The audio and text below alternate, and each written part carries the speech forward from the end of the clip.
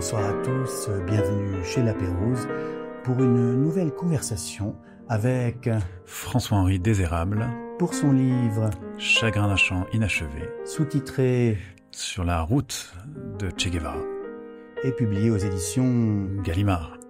Merci beaucoup. Vous êtes le seul joueur de hockey professionnel à avoir reçu le Grand Prix du roman de l'Académie française. Ouais. C'était en 2021. Vous êtes un écrivain pourri de talent et vous publiez votre meilleur livre avec Chagrin d'un chant inachevé. Bref, vous êtes très énervant. Est-ce qu'on peut dire que vous avez eu une période Pierre Michon dans vos deux premiers livres, qui étaient des livres un peu historiques, qui montrera Ma tête au peuple en 2013 et Évariste en 2015. Là, vous étiez michonisé à cette époque-là. Puis encore deux livres plutôt une saison Romain Gary. Ouais. C'était un certain monsieur Piekelny en 2017. C'était le voisin d'enfance de Gary à Vilnius. Puis Mon maître et mon vainqueur en 2021, un roman d'amour lyrique. Et là maintenant, après les Michon et Gary, maintenant c'est une période Nicolas Bouvier. Voilà. Ouais, alors ce sont des écrivains qui m'ont beaucoup influencé. J'ai un ami, Miguel Bonnefoy, que vous avez reçu. On avait cette conversation là il y a pas longtemps et il me disait que la littérature elle est épiphyte. Épiphyte, on le dit de plantes qui poussent sur d'autres plantes. Et Miguel me disait que les livres poussent sur d'autres livres. Je crois qu'il avait lu ça chez Julien Gracq. Et moi effectivement, quand je suis entré en littérature, j'étais très influencé par Pierre Michon, que je considère comme le plus grand styliste, pas seulement de la littérature contemporaine, mais de la littérature tout court française depuis Rabelais en quelque sorte. Il est venu lui aussi, c'est moi qui suis allé à lui dans la Creuse pour le J'écris l'Iliade, non? Dans l'émission, pour J'écris l'Iliade, exactement. Et c'est vrai que je tiens Pierre Michon en très haute estime, mais c'est pas le seul écrivain à faire partie de ma galaxie. Non, mais c'est amusant de se dire que vous faites deux livres influencés par l'un, puis deux livres influencés par l'autre. Et là, ça fait deux livres que vous êtes en voyage. Il y a eu L'usure d'un monde, un voyage en Iran en 2023. Et puis celui-ci, Chagrin d'un chant inachevé, qui est aussi un bouviérisme. Ouais. Vous bouviérisez en ce moment. Vous avez remonté toute l'Amérique du Sud, d'Argentine jusqu'à Cuba. Ouais. Alors, quelle sera votre prochaine influence? C'est ça que ça fait 5 ans que j'écris un gros roman, et que je publierai, je sais pas quand je l'aurai terminé. Mais mon influence, c'est un truc sur le vin. Donc, vous voyez, là, c'est une influence viticole, en quelque sorte. C'est presque, on dirait du bec béné, quoi. Non, peut-être que vous allez devenir vous-même. C'est peut-être là que vous allez devenir désirable. Mais je pense que c'est déjà le cas. Enfin, je pense que petit à petit, on forge une langue qui est la nôtre, et c'est quelque chose qui est disons que j'ai l'impression que la plupart des écrivains, lorsqu'on leur demande à quand remonte leur vocation, ils la font toujours remonter au berceau. Et ils nous font croire que leur premier vagissement était des alexandrins parfaits avec césure à l'hémistiche. Moi, j'ai découvert la littérature assez tardivement, j'avais 18 ans. Je me suis lancé comme ça, je me suis mis à lire tout mon soûl, à moissonner un champ immense que je n'aurais jamais fini de moissonner, et petit à petit, eh bien, on forge sa propre voix. Je vais vous dire, j'ai même fait l'équation de Désérable. Allez-y. Michon multiplié par Gary divisé par Bouvier, c'est-à-dire en fait la pureté de la langue de Michon multipliée par le souffle de Romain Gary, mais divisé par l'expérience des voyages, la précision, la vérité du voyageur suisse Nicolas Bouvier. Et en fait, ça donne Désérable. C'est une équation qui me va très bien. Vous voyez, c'est ça, exactement. Mais cela dit, quand on regarde l'évolution de votre œuvre, vous portez vos lunettes sur le bout du nez maintenant. Oui, c'est l'âge. C'est pour devenir Bernard Pivot. Vous voyez, moi aussi, j'ai des influences. Ça va bien. Non, en fait, quand votre style a évolué. Votre style a évolué par rapport à vos débuts. Et le fait de vous être lancé dans ce travel writing, ça a calmé votre romantisme un peu. Vous avez un regard un peu plus, comment on peut dire, simple. simple et sincère. Prosaïque.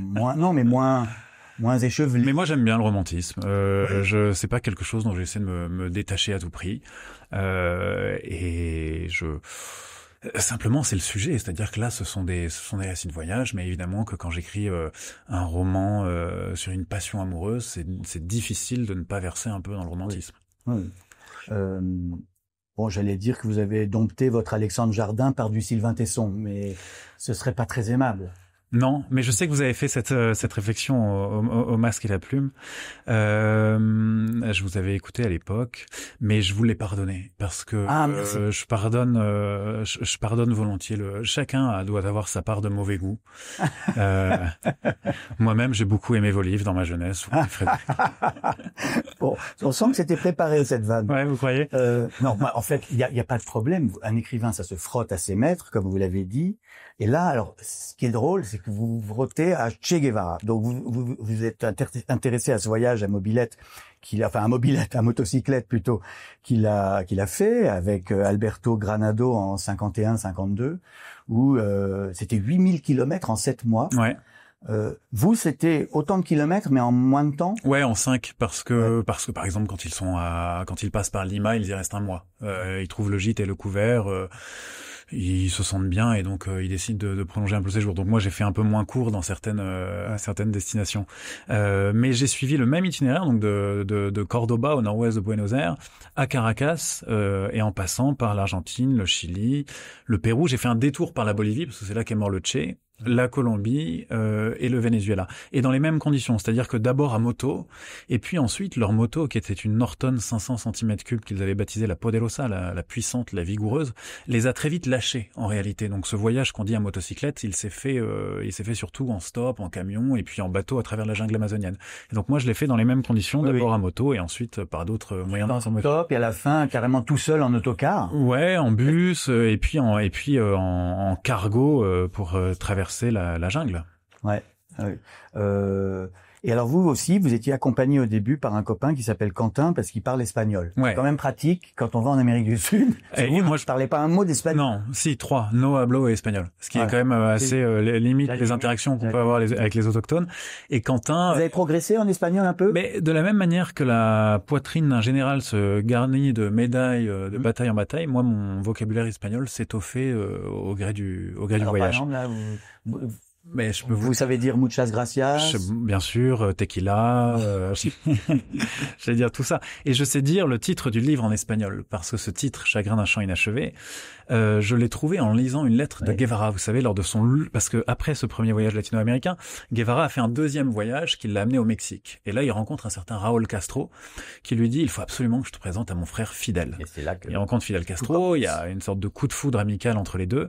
Et à un moment, les parents de Guevara lui envoient une lettre pour lui dire, écoute, t'es bien gentil avec tes pérégrinations, mais est-ce qu'il serait pas temps que tu reviennes à Buenos Aires, que tu t'installes comme médecin, hein? Ouais, il a terminé ses études de médecine, que tu t'installes comme médecin, que tu nous donnes de beaux petits-enfants et que tu mènes une vie paisible et nonchalante en quelque sorte. Et il répond dans une lettre, il dit mes chers parents, j'ai fait la connaissance d'un jeune leader cubain destiné à libérer son pays par les armes.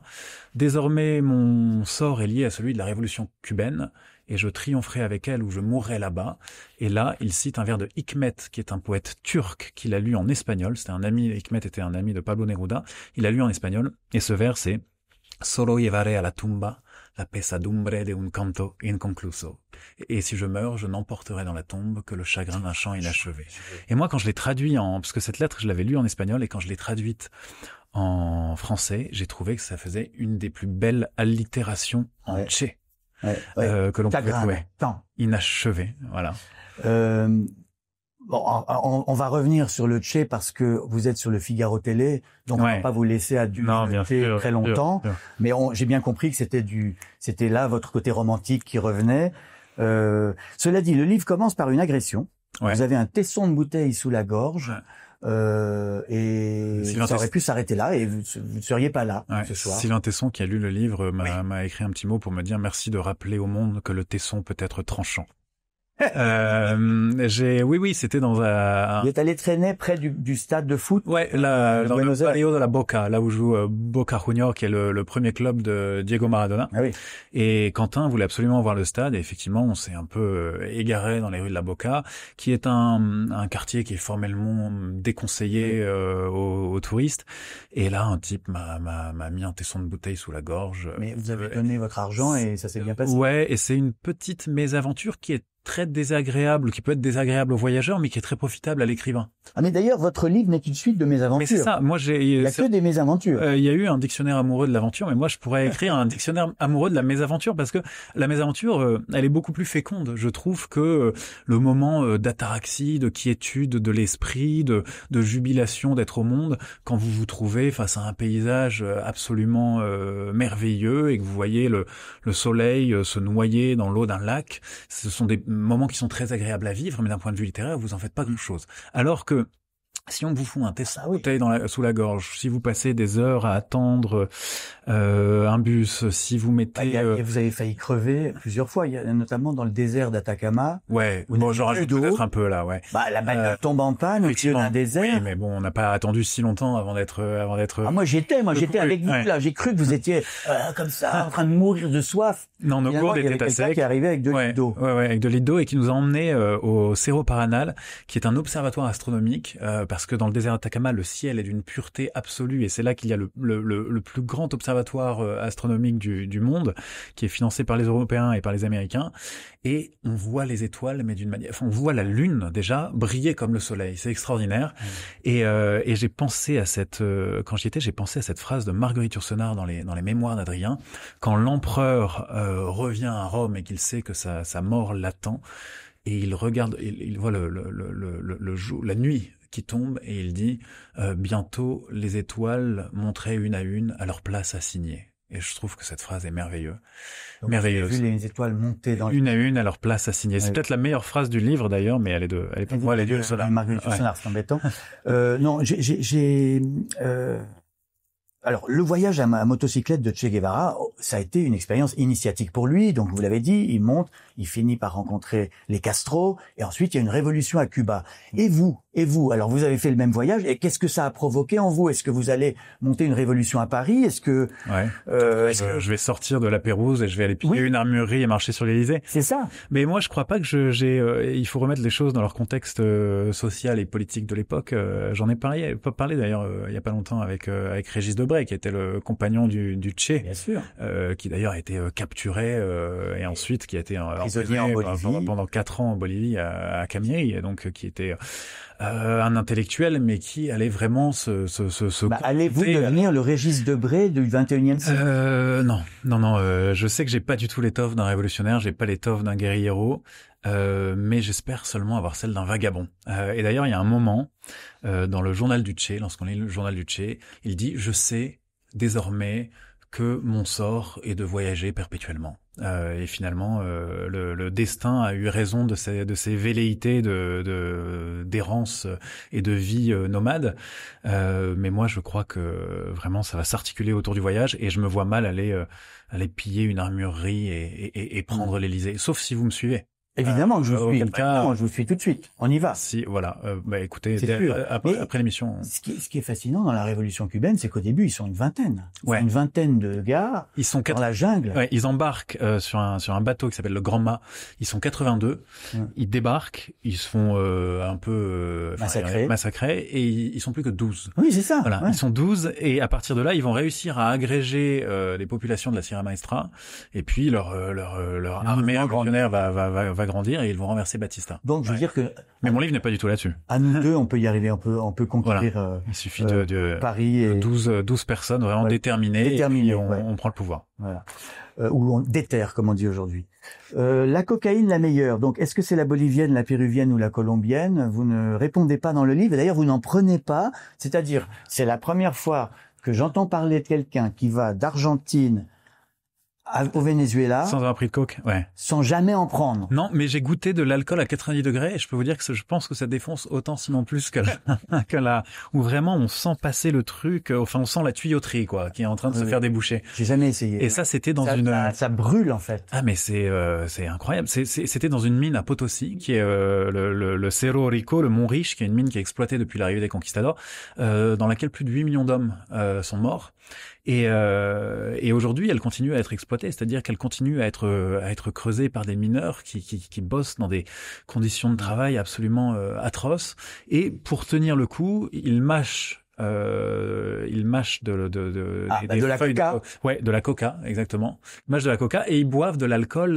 Je me souviens, c'est marqué sin fecha de caducidad, sans date de péremption, qui était de l'alcool, mais vraiment à plus de 80 degrés, quoi. Et donc j'avais bu une petite rasade. Comme de boire du desktop, quoi. Ah, mais c'est pas loin de ça, voilà. C'est ce qui se rapproche le plus du desktop. Vous savez, quand j'ai posé cette question à Miguel Bonnefoy, votre ami, j'ai demandé alors, est-ce que tu as pris de la drogue dans ton Venezuela? Et il m'a répondu, ma mère regarde l'émission. Voilà. Donc vous auriez pu répondre. Mais sa mère, elle est géniale parce que sa mère apparaît dans le livre. La mère de Miguel Bonnefoy apparaît dans le livre parce que quand je suis à Caracas, j'ai dormi chez la mère de Miguel Bonnefoy. C'est une femme extraordinaire, très très flamboyante. Et aujourd'hui encore, avant que je donne des émissions, elle me donne des conseils. Elle m'envoie de longs messages vocaux avec son accent vénézuélien très chantant. Et elle me dit tu vas rencontrer Frédéric Becbédé. Fais attention à pas trop parler du Che Guevara. C'est pour les auditeurs du Figaro. Mais oui, mais justement, j'y viens. Alors, le Che n'était pas un saint.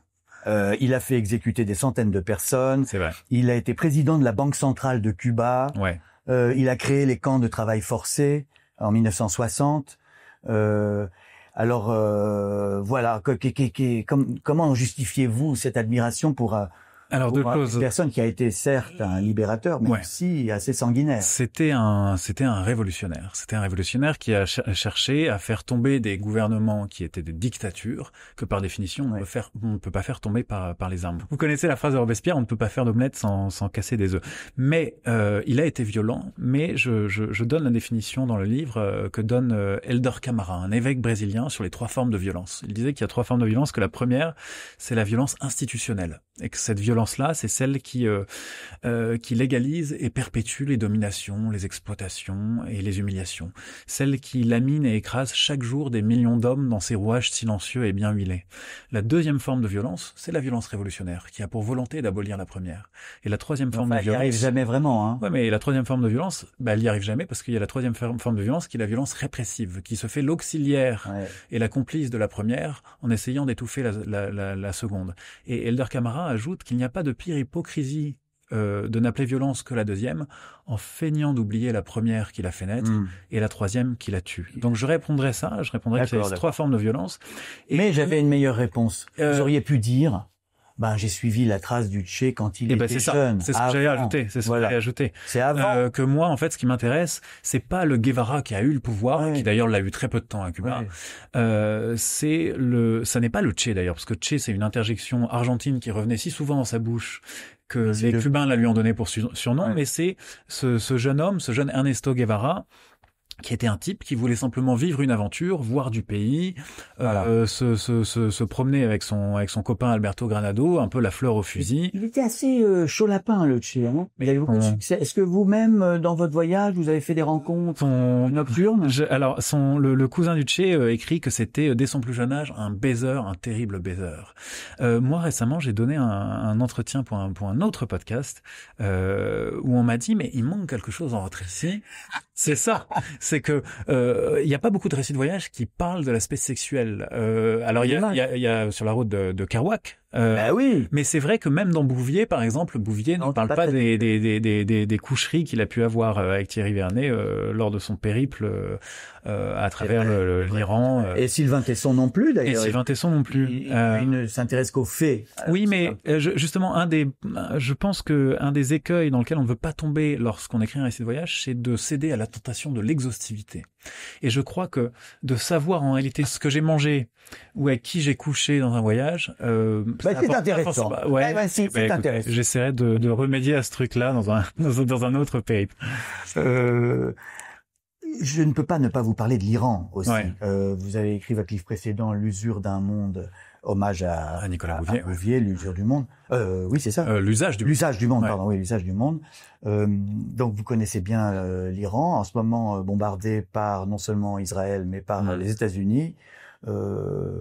Alors, est-ce qu'on peut être pour le Tché et pour Trump à la fois?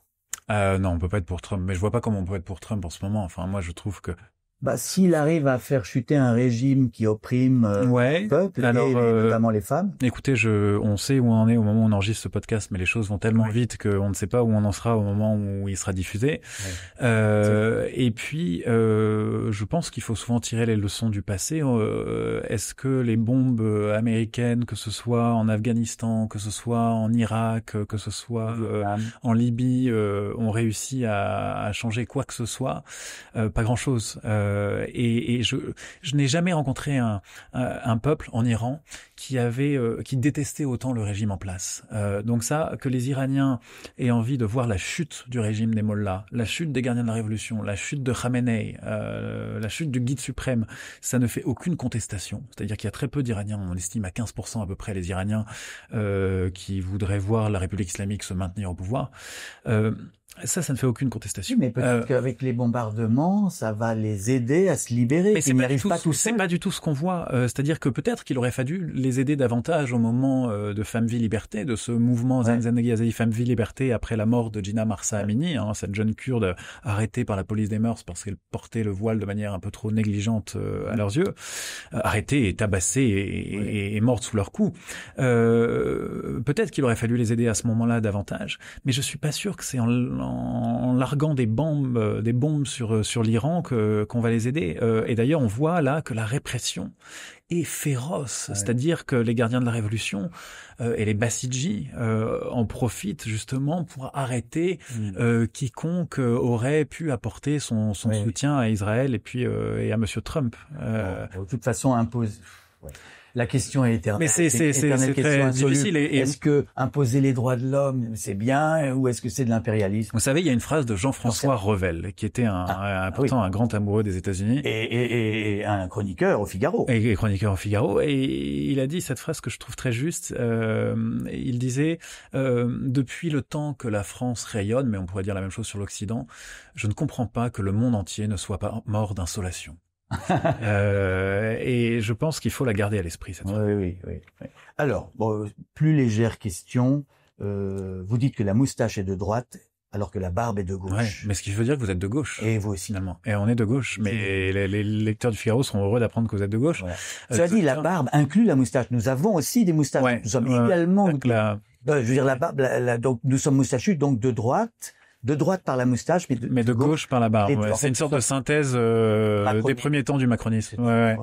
Vous dites également le tennis est de droite, alors que le ping-pong est de gauche. Mais je vois pas comment on peut contester ce truc, quoi. Ça me paraît évident. Par exemple, vous pensez que parce que ça coûte moins cher. Il y a de ça, bien sûr. Et puis regardez, le ping-pong est un sport de pauvres. Non, mais c'est un sport beaucoup plus populaire, un peu plus. Mais bon, tout ça, c'est cette classification droite-gauche. J'étais avec mon compagnon de voyage Quentin. Nous étions au bord de la route, en train de tendre le pouce à attendre qu'une voiture veuille bien nous prendre en stop. Oui. D'ailleurs, les Colombiens ont une magnifique expression pour dire faire du stop. Ils disent ir con el chance, aller avec la chance. Eh bien, nous étions en train d'essayer d'aller avec la chance, et on a joué pendant peut-être 1 heure à ce jeu. Qu'est-ce qui est de droite, qu'est-ce qui est de gauche? Et le cigare, par exemple, vous prenez le cigare. Le cigare est de droite. Sauf s'il est entre les lèvres du Tché. Le cigare entre les lèvres d'un homme d'affaires ventripotent dans un mon père et de droite, mais votre père il était pas ventripotent, non? Non, mon père à la fin de sa vie un peu. Mais il est mais entre les lèvres du Tché, c'est de gauche. C'est autre chose, bien sûr. Quel est le plus beau souvenir de ce voyage et le pire? Alors j'ai des vous avez des suggestions. Allez-y, je dirais si c'est le cas. Je pense que le plus beau souvenir, c'est les chutes d'Iguassou. C'est extraordinaire à voir. Les chutes d'Iguassou, l'Isla del Sol, le Machu Picchu, le désert d'Atacama, la ville de Cusco. Ça, c'est des choses qui sont, c'est des endroits qui sont. On a même du mal à écrire dessus parce qu'on a peur que l'indigence de nos pauvres mots ne soit pas à la hauteur du spectacle prodigieux que l'on a sous les yeux. Donc ça, c'est merveilleux à voir.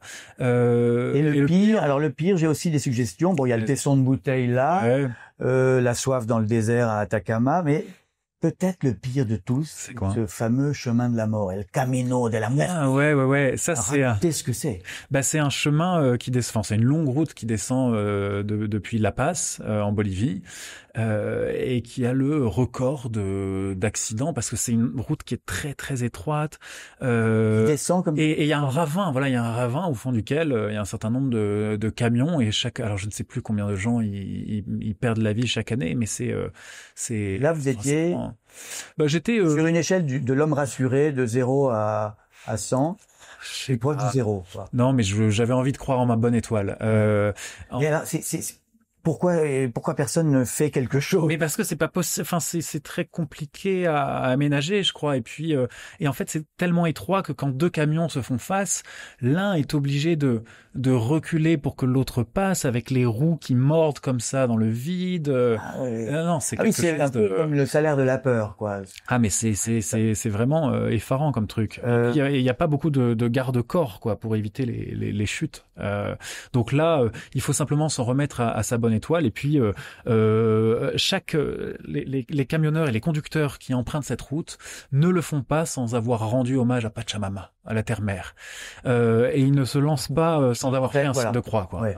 C'est vraiment de la muerte. Ah ouais, c'est ça. Ouais, on y va. On y va. Notre vie adieu est dans les mains de la à tous vie. leurs amis, à leurs familles. Ils disent adieu. Exactement. Adieu.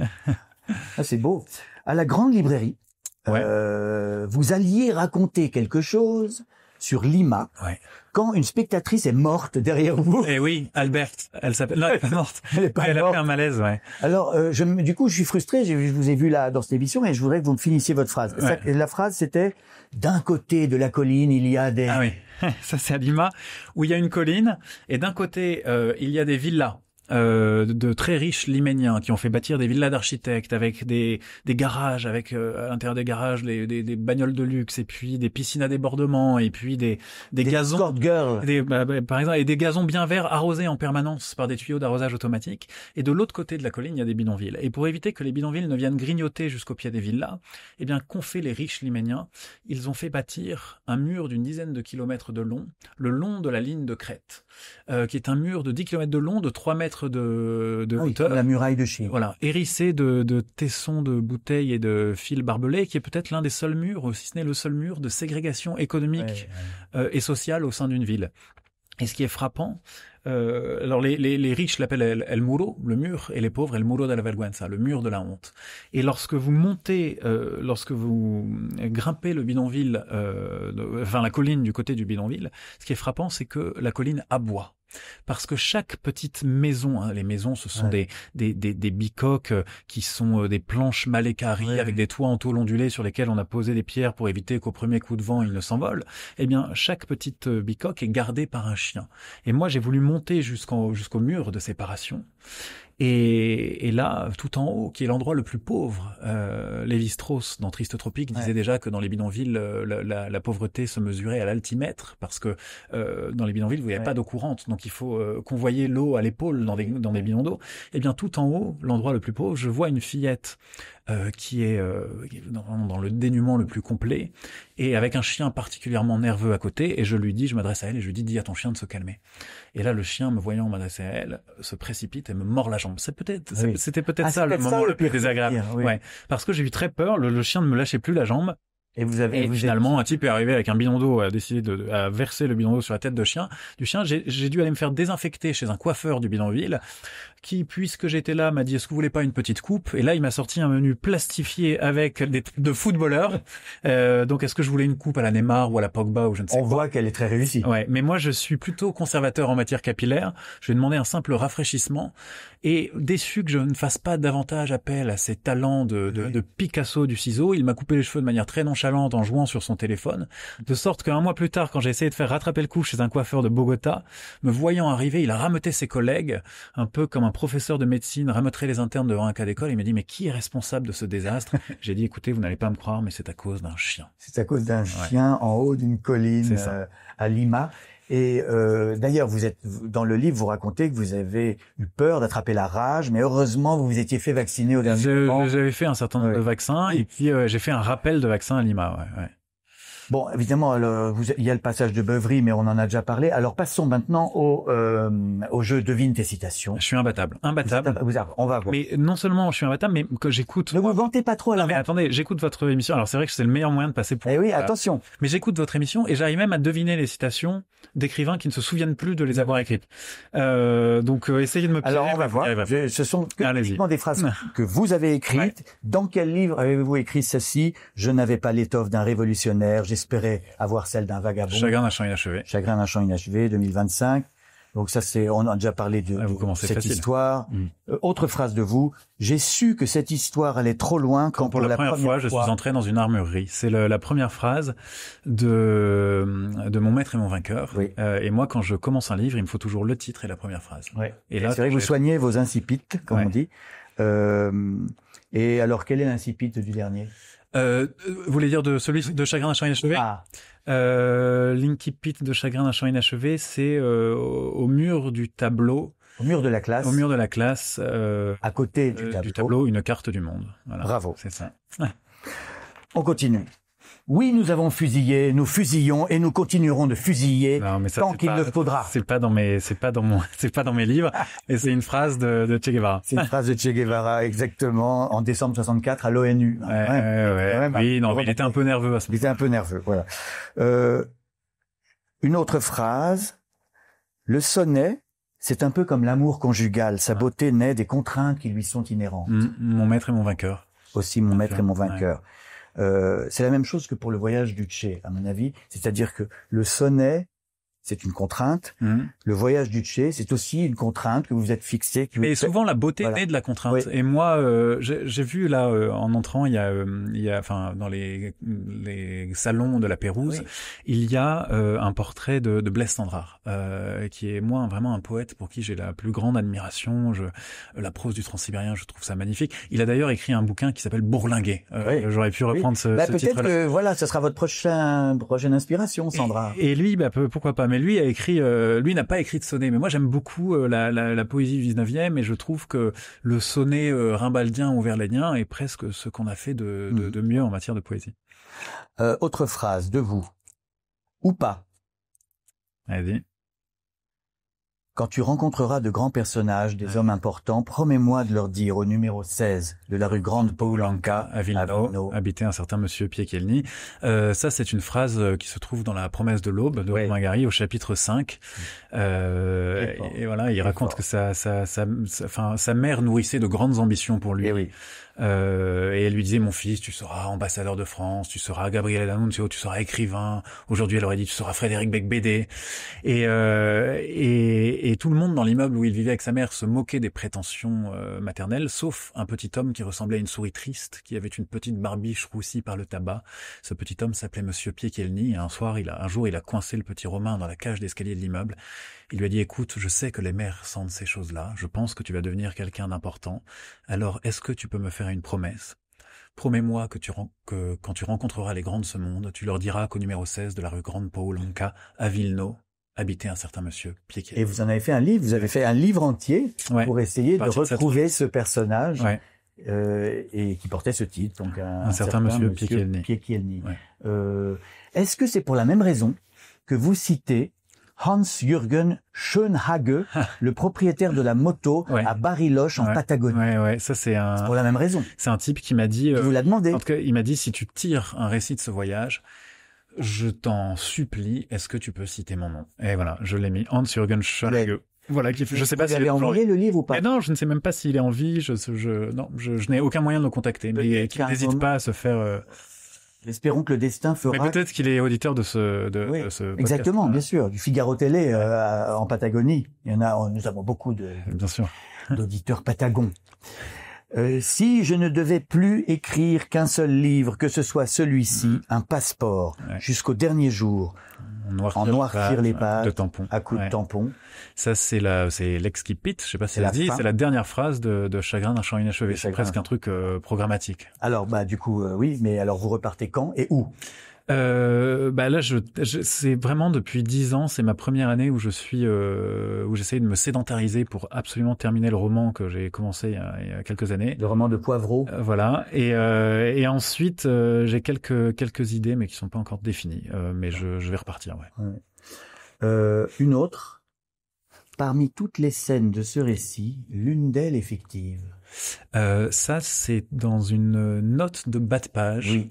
Dans Chacun d'un chant inachevé. Bravo, page 178. Ouais. Et il y a une scène qui est fictive. Il y a une scène qui est fictive, voilà. Vous dites. Alors ça, c'est intéressant, parce que j'ai vu d'autres interviews de vous. Je l'ai jamais dit. Vous voulez que je vous le dise? Eh ben, je vais vous le dire. C'est une exclue arrachée par Frédéric Beigbeder. Oui.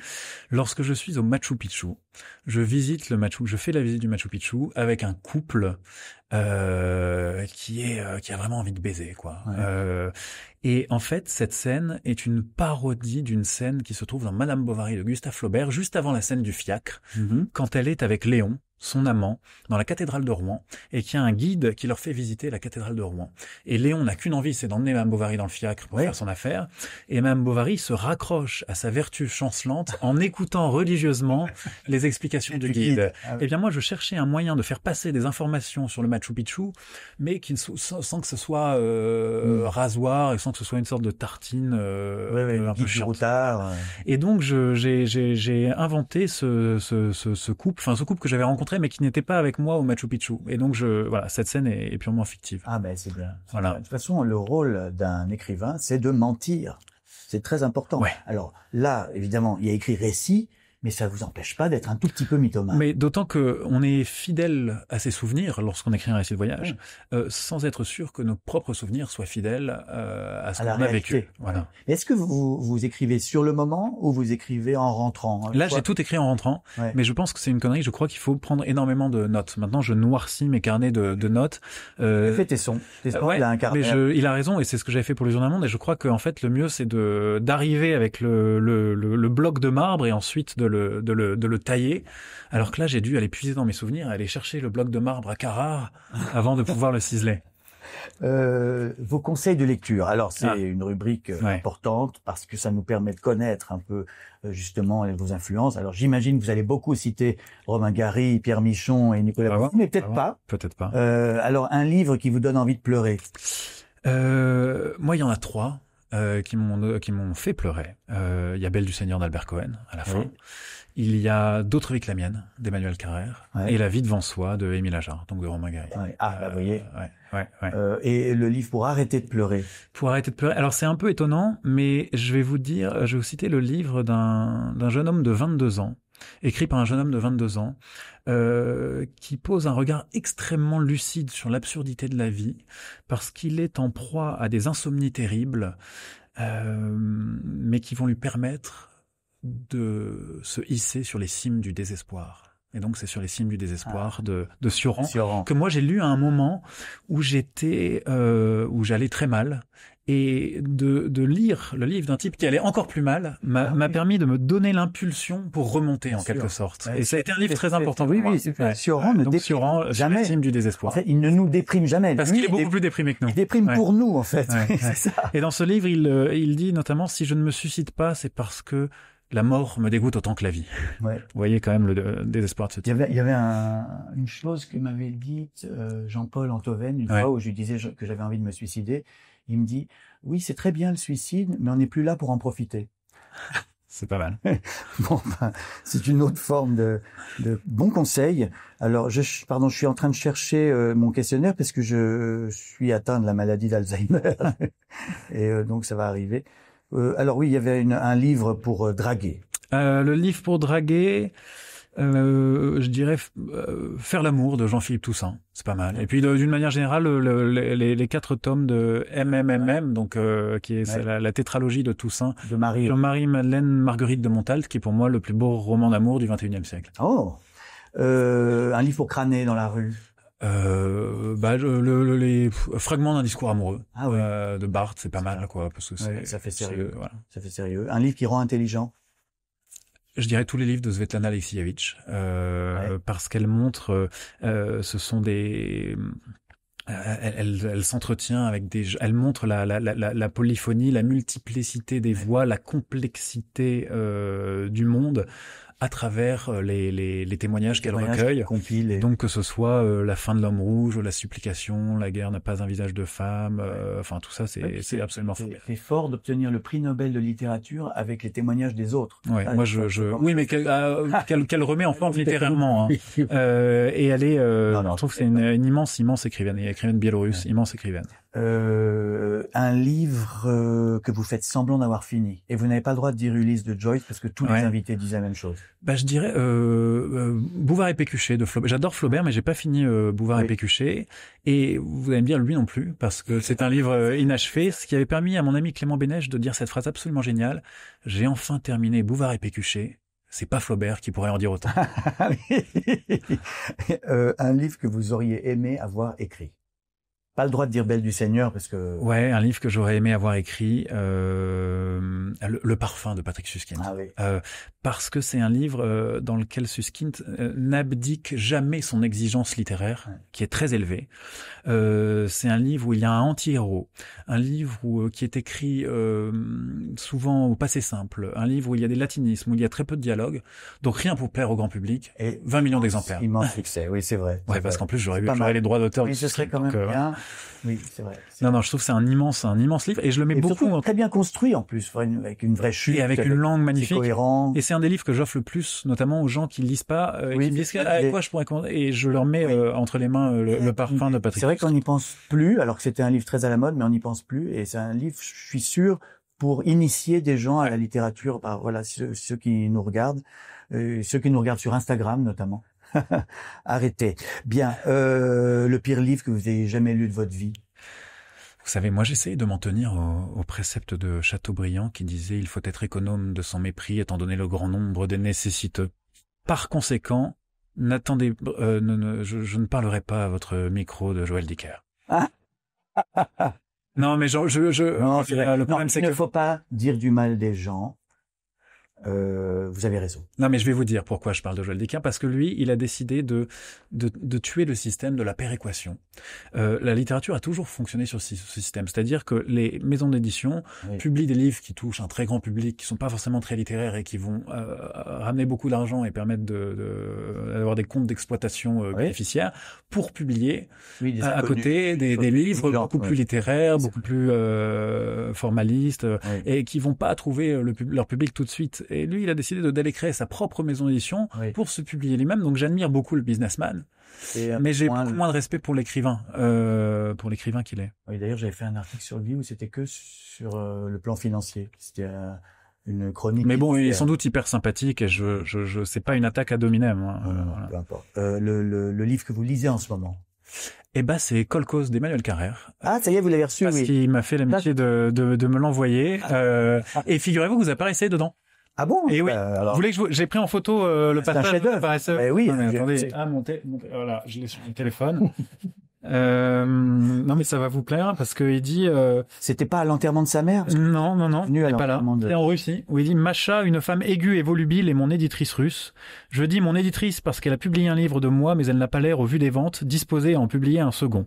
Ce qu'elle aimerait publier, comme tout le monde, c'est Frédéric Beigbeder, qui est une star sans rival en Russie. Même à Kotelnitch, où il n'y a évidemment pas de librairie, un tourniquet dans une quincaillerie propose quelques livres, tous de Frédéric Beigbeder. Voilà, mais c'est quand même un peu dommage d'être une star en Russie en ce moment. En ce moment, ouais. On n'a même pas le droit d'y aller, ni l'envie d'ailleurs. Bien, écoutez, merci infiniment. C'était un plaisir. Henri Désérables, ça m'a fait plaisir de pouvoir parler de toute votre œuvre qui évolue et de votre livre, votre meilleur livre, Chagrin d'un Je suis pas d'accord avec vous, mais merci. Moi, je trouve qu'il est très drôle et qu'il est différent et qu'il est original. Et qui est pas du tout, en fait, comme tous les récits de voyage, puisque ce ne sont que des galères qui vous arrivent. C'est ça qui est assez amusant. Et donc, c'est chez Gallimard. Merci à Berluti pour ma chemise. Merci au Figaro Télé pour continuer de capter ces conversations complètement vaines. Et puis, je voudrais dire en conclusion que les dinosaures ne lisaient pas de livres. Or, ils ont disparu. Coïncidence ? Je ne crois pas, non. Bonsoir.